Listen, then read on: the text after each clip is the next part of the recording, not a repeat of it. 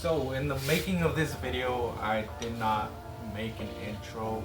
So basically, this is just a video of me throwing the engine in and what's or not. So this is basically, I am done, doing I guess bringing this car back to life to its previous state before the previous owner ruined it or whatever.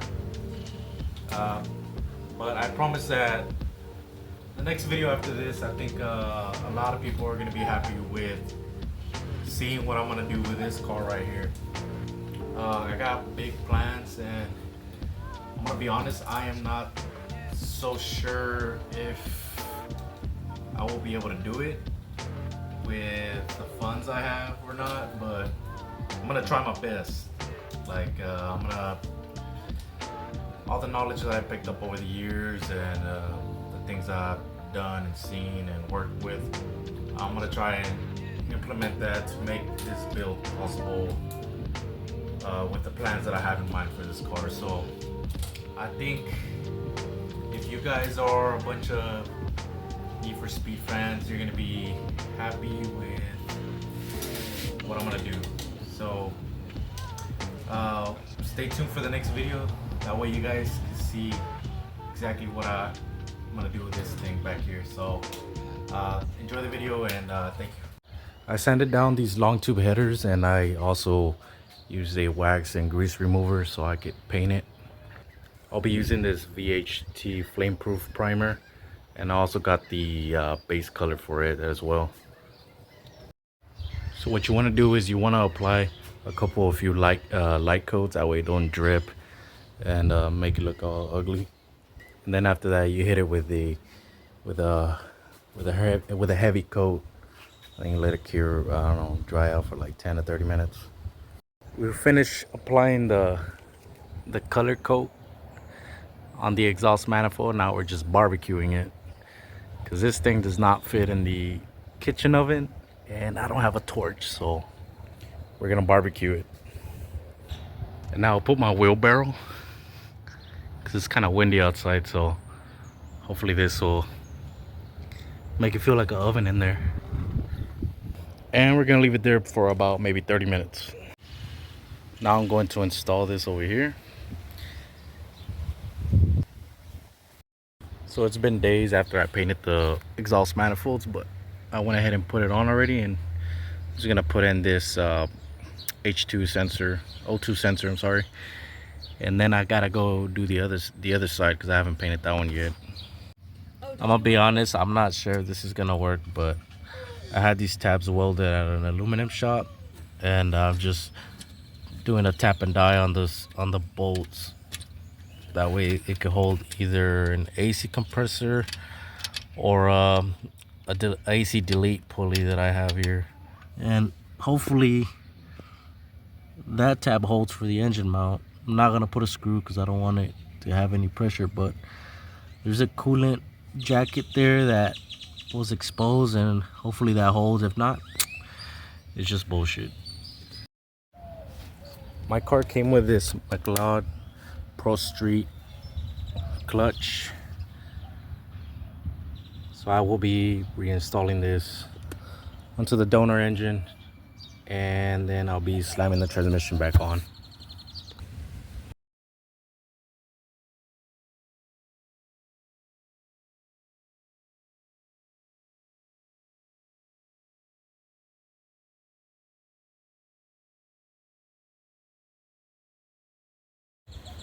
Now I didn't record it, but I did torque down the bolts to the pressure plate, guys.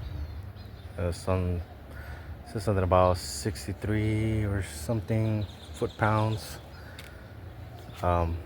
Actually no, like 30 some foot-pounds.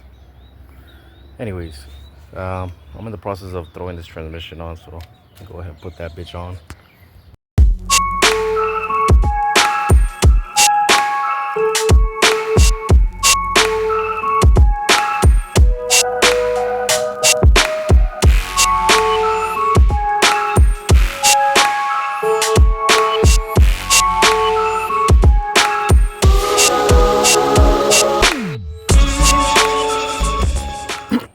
just wanted to show up and close how tricky it is to get the engine and transmission with these long tube headers.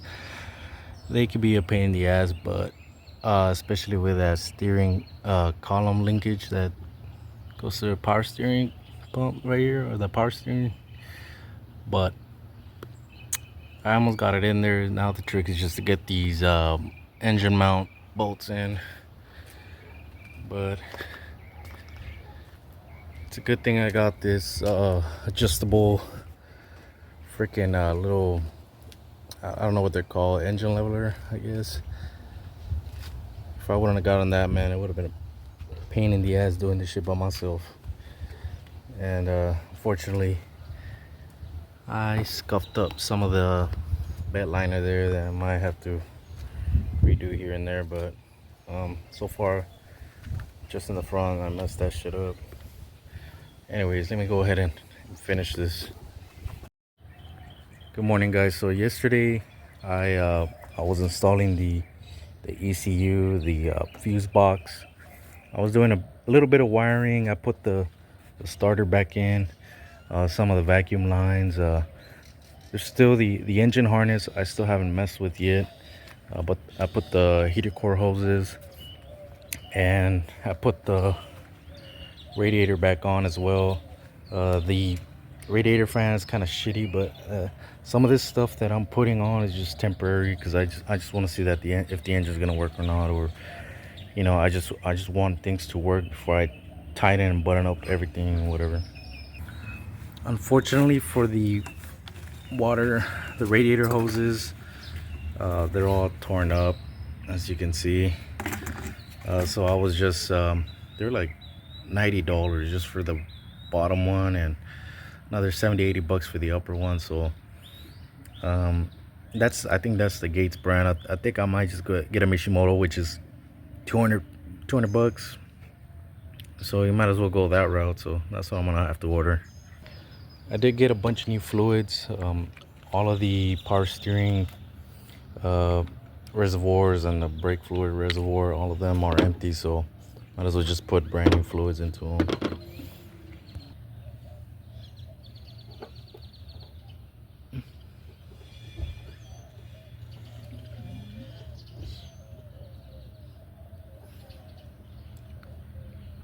Make sure not to get brake fluid all over the place, because it will eat through your paint. I'm not sure about bed liner, but I ain't trying to find out. Now I gotta bleed the clutch.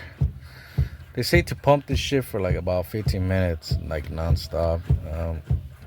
It did feel very soft at first, and it kind of seems to be building some sort of pressure. So I'm just gonna keep pumping this for 15 minutes. If not, I'll use the bleed valve that I have on the slave cylinder. Just a quick tip when installing the hydraulic clutch line: make sure this bleeder valve thing is pointing upwards. Do not place it like this, because it won't go in, and then you're gonna have a lot of trouble whenever you're trying to pressurize the system. It's gonna pop right out. So make sure this thing right here that you see is pointing upwards and not downwards like this. Another thing I wanted to point out is that right where the slave cylinder line comes out from the transmission housing, there's supposed to be like a black bushing surrounding that part. That way you can put in this little bleeder valve on. Mine doesn't have it, and that's why I was fighting it. So what I did was I stuck a screwdriver in there. That way it won't be pushed back whenever I'm inserting this thing, or else you're gonna fight it all day like I did. But just make sure you have that little black bushing that goes on that transmission housing, or else you're gonna have all this problem. All right, so it's been weeks, but I had a lot of time to go ahead and put up all the wiring, and right now I didn't wire up all the lights and everything, because I want to make sure that the motor actually works before I continue doing anything else. And I'm also only gonna try to start it up without any coolant for just a few seconds, because I need to buy some Mishimoto hoses. But like I said, I need to make sure this engine works before I put any money. I got a new battery, everything's hooked up. Took the fuel pump relay off because I want to pump the oil into all the galleys and everything inside the heads and the crankshaft and stuff. So let's go ahead and give it a first startup, see if it comes on.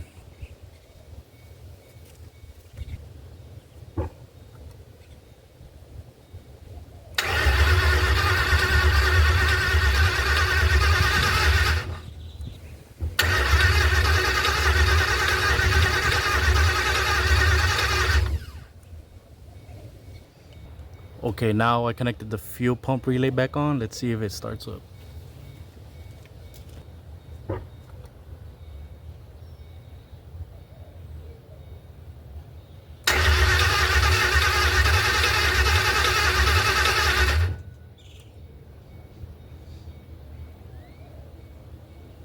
So last time I couldn't get it to start because I had to finish up some wiring. I tested the CPS sensor, the crank position sensor. Everything was good. I reconnected the connector because it was exposed with the shielded wire. Redid everything, taped it back up, and then I still couldn't get it to start. So here it is once again. This car did come with a watt box, so I wasn't gonna use it, but I reattached everything again to see if that works. So let's start it up.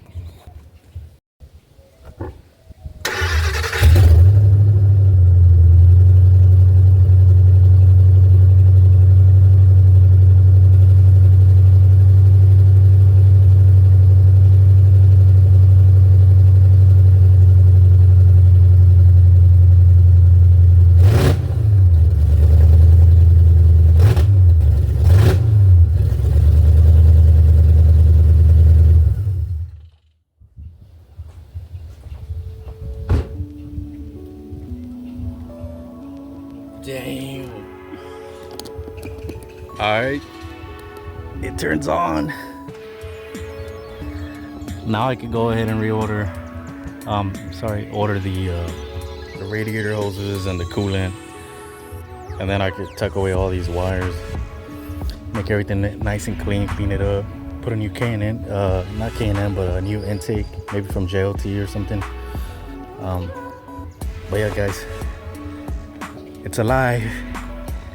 Thank you for watching.